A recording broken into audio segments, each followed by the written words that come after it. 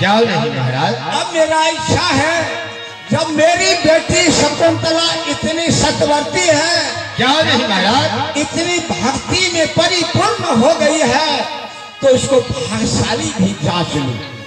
क्या नहीं महाराज? स्वयंवर रचा के कोई राजा रजवार आकर के इस स्वयंवर में बैठेंगे और मेरी बेटी जो है शकुंतला एक भुल्ली हाथी है, वह भुल्ली हाथी को सूर में माला दे देगी। क्या नहीं महाराज? और हाथी को बहुत खिलाई पिलाई है बेटी, बहुत पालन पोषण किया है। उसी का काम ना गरीब घर में विवाह है तेरे और कोठा पर कोठा रहते घर में है तेरे।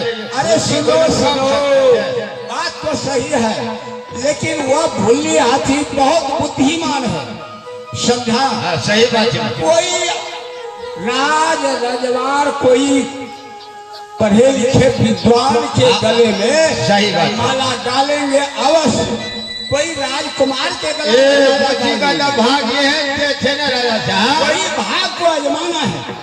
एक घर में विवाह है जैसे घर से बाहर नहीं है तो उसरो पर नहीं है।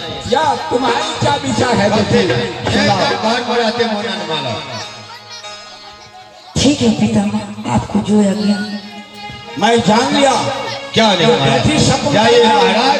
भक्ति में लीन है, मेरे वचन को कभी नहीं उल्लंघन कर सकती। क्या नहीं महाराज? क्या नहीं?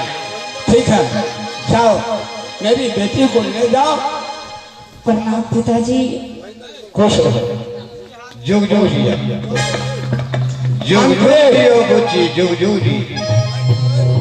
अरे मंत्री राजा साहब, चार रोज सुनो, 15 तारीख का 15 तारीख का दिन फेंकना चाहिए स्वयंवर का। क्या नहीं महाराज?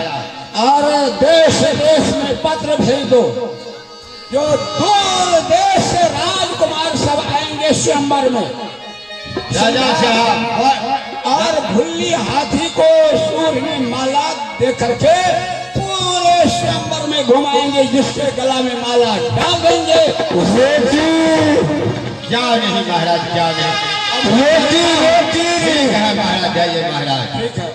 दे दो बाबू, चलो।